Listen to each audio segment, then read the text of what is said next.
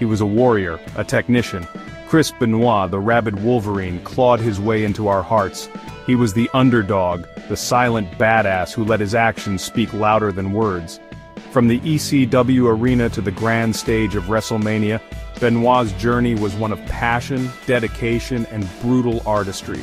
He personified the fighting spirit, pushing his body to its limits for the roar of the crowd. He earned our respect, he earned our admiration. We believed in Chris Benoit. Little did we know a storm was brewing. Beneath the surface of this celebrated warrior, darkness festered, a darkness that would culminate in an unspeakable tragedy, forever tarnishing his legacy. June 24, 2007, a day forever etched in wrestling infamy. The world received a chilling wake-up call. Chris Benoit, the man who embodied resilience, was found dead in his Fayetteville, Georgia home. But he wasn't alone. His wife, Nancy, and their 7-year-old son, Daniel, lay lifeless alongside him. A family, extinguished, a champion, silenced. The wrestling world stood still, united in disbelief and horror. How could this happen? The details, as they emerged, were even more horrifying. Nancy, strangled. Young Daniel, suffocated. Chris, having taken his own life. A murder-suicide that shook the very foundations of the wrestling community. The man we cheered, the man who brought us to our feet, had committed the most heinous of acts. The investigation began. The world searched for answers. How could the Canadian crippler, a man known for his quiet intensity, inflict such horror? The days leading up to the tragedy revealed a man seemingly unraveling. Benoit missed scheduled WWE events. His explanations were confusing, his behavior erratic. He left rambling voicemails filled with a chilling disconnection from reality. Text messages sent to close friends contained cryptic messages and his home address. The man who prided himself on professionalism was falling apart. Something was terribly wrong.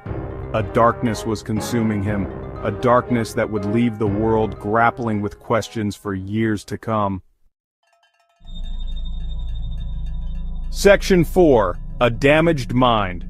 The autopsy report sent shockwaves through the wrestling world. Benoit's brain was severely damaged. The damage was consistent with that of an 85-year-old Alzheimer's patient. Chronic traumatic encephalopathy, or CTE, a degenerative brain disease found in individuals with a history of repeated head trauma. Benoit's years in the ring, the countless chair shots, the brutal suplexes had taken their toll. His brain, his very essence, was under siege. The toxicology report added another layer to the tragedy. Elevated levels of testosterone, Xanax, painkillers, a cocktail of substances that could have exacerbated the already volatile situation.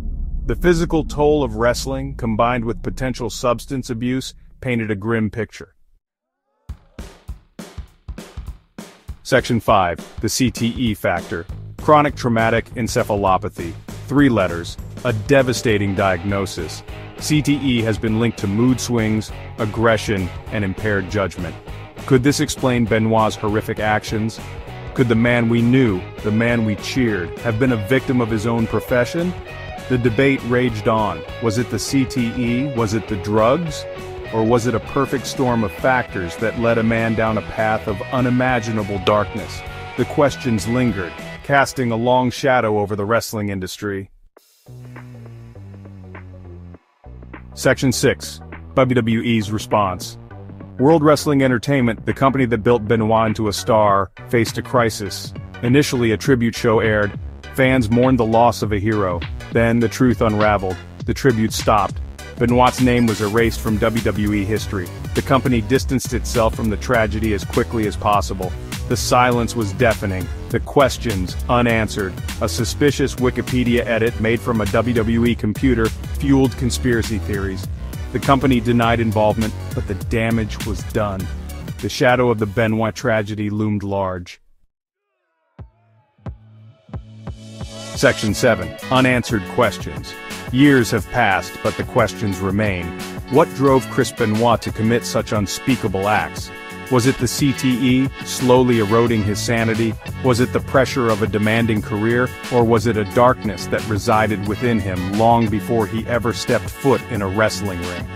The Benoit tragedy is a stark reminder of the human cost of entertainment. It forced wrestling to confront its demons, the glorification of violence, the toll on its performers, the lack of support for those struggling with mental health. The wrestling world moved on, but it was forever changed. The legacy of Chris Benoit remains a cautionary tale, a reminder that the line between hero and monster can be perilously thin, and that sometimes the greatest tragedies are the ones we can never fully explain.